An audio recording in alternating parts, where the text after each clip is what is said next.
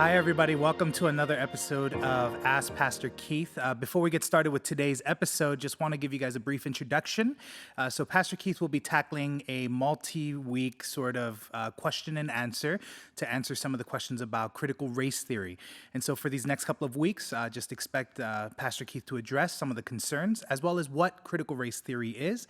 And we hope that you'll join us for these next series of episodes as we hear from Pastor Keith about this topic. So hope you guys enjoy the episode. And please join us for the next couple of weeks. And today, the question for you, Pastor Keith, is what exactly is critical race theory? Well, it's a big question. We're going to have to answer it in a very short time. I hope we can do the justice on that. It's a critical race theory has been around about 3 decades. It actually came out in more of a legal studies. I think it's an honest, sincere way to look at the disparity between the rich and poor. It began as that. And I think it kind of swerved around in the race issue and look everything through the lens of race.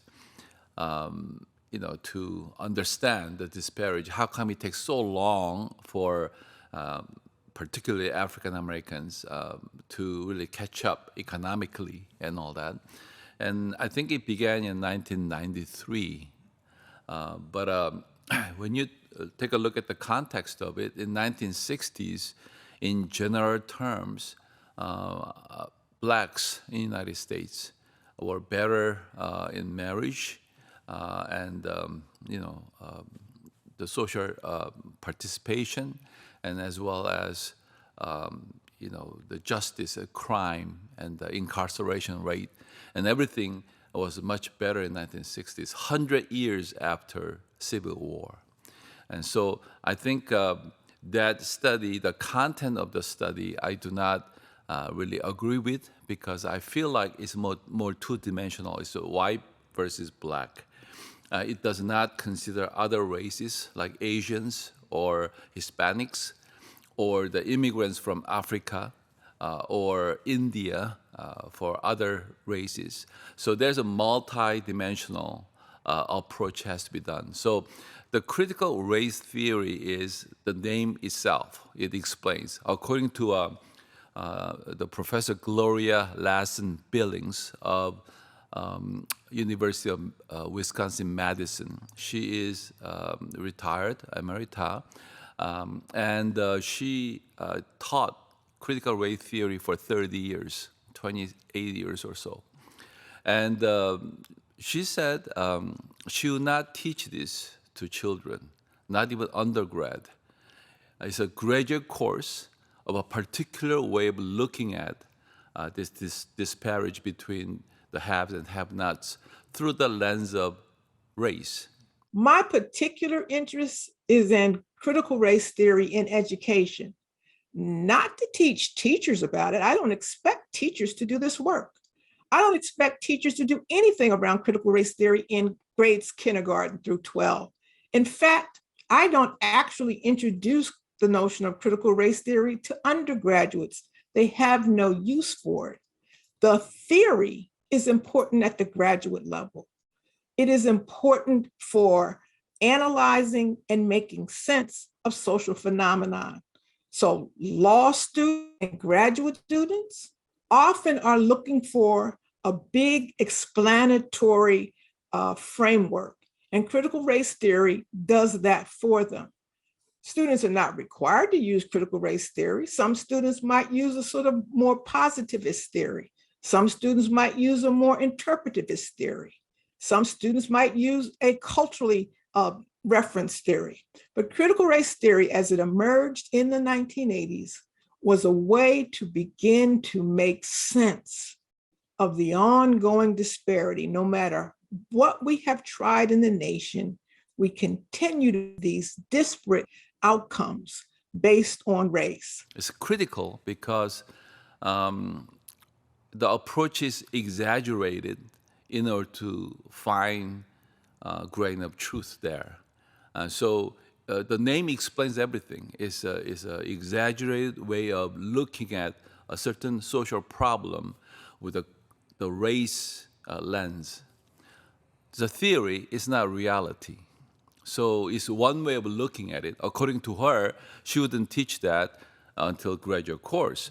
I do not agree with the content of the CRT, the critical race theory, but I really appreciate the candor of Professor Gloria is talking about its potency and its weaknesses. And so critical race theory is one way of looking at disparage between, particularly economical, not only legal, educational, but particularly economical disparage between the white and black in the United States. That's what critical race theory is. All right. Yeah. So, Thank you so much for that definition, Pastor Keith. okay. So then I guess the question is, what are some areas of critical race theory that you don't that you do not agree with? I do not agree with as a pastor and a student of history. Just giving you some of the background, I'm a pastor, and I've been traveling many parts of the world, particularly the communist or former communist nations and Islamic fundamentalist nations. Last 30 years, I'm out constantly, and I've been training the pastors and dealing with churches and all that. So my information is not high-level statistical numbers, but I'm dealing with everyday people's issues and problems and hopes and dreams, along with the pastors. So I feel I have a particular way of looking at a society because, for example, when the Soviet Union fell, from that point on to even to now, all the republics of former Soviet Union nations, including Russia, I visited once or twice a year over decades the other communist nations, and the largest nation as well. I've been visiting every year or once or twice and dealing with these kind of types of issues. So you can say I have developed a particular sense of looking at the society, especially the society that's reorienting itself from communism or introducing another, like China, introducing free market, although it's red businessman model within communism. So I look at these models and see their weaknesses and what it results in people's lives. So with that understanding, critical race theory looks at the society and people in two-dimensional way, as I mentioned before, white and black in particularly North American context, having to do with a reference point, slavery, although it's very unfortunate and a tragic part of U.S. history. I think it's kind of blown out of proportion how it impacts lives to now, or even the founding fathers had an idea, and the systematic oppression is built into our Constitution, education, finance, and everything. I think it's a little bit too exaggerated in that way. So when you, as a pastor, when I look at this, and certainly there's a disparage. Certainly we have a lot of problems of racism and all that. Nobody's denying that. But is that the cause of all the problems? Or where we are, is that the result of it? I don't think so. Our lives are much more complex, and there are so many other elements to this. So I don't think critical race theory can stand on its own with a really academic, rigorous academic discourse.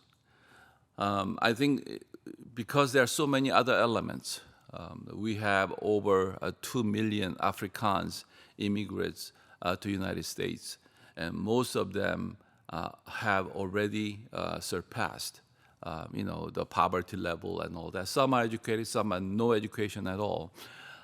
We have Indians with a dark skin as well, and they are doing very well as immigrants. Asians, we have same issues as well. But not all the Asians are the same. There are some Asians who are very, as a nation, very successful, quote unquote, and some nations are not, even though they spend so much time in the United States in same.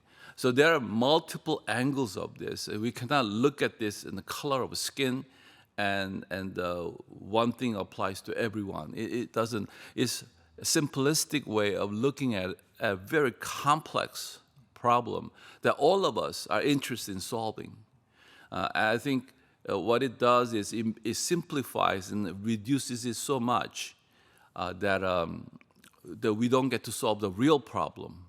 We are distracted to one segment of it, although I think there's some truth in it, but it cannot be everything. So we need to have a balanced approach and understanding this very complex problem, especially as a pastor. This reinforces a victim mentality, and the other important issue like unraveling of family unit is ignored or neglected. They are at the very center of whole problem. So as a pastor, I'm concerned that if we teach this particular theory, as I said, theory, not reality, one angle of looking at it in a very high level, graduate studies and beyond, according to Professor Gloria, and you apply that to little children, and their worldview is constructed in a very simplistic way. And in fact, this is against what Dr. Martin Luther King Jr. Dreamt about, that people do not judge other people based on skin color. And we are actually making our kids think like that. And to me, that's a regression, not progress. Therefore, I think this has to be well thought of and have a really serious discussion on this rather than just jumping to apply this to our children. And so that's the concern I have. As a man of faith, we overcome difficulties by the help of God. And this nation has overcome so much. And as I travel around the world, this nation still, with all its problems, that we can still see dreams come true. This is truly land of opportunity, in spite of all the injustices and problems. But when we are teaching our children that this is the worst country in the world, with all this problem, and particularly in this problem, then I think it does disservice. Rather than we are encouraged to solve the problem, we are so discouraged and powerless, and we become hopeless. I don't think that's where we want to go as a nation. That's why. All right. Well, thank you so much for that answer, Pastor Keith. Okay. All right. Join us next week for part 2 on this discussion of critical race theory with Pastor Keith.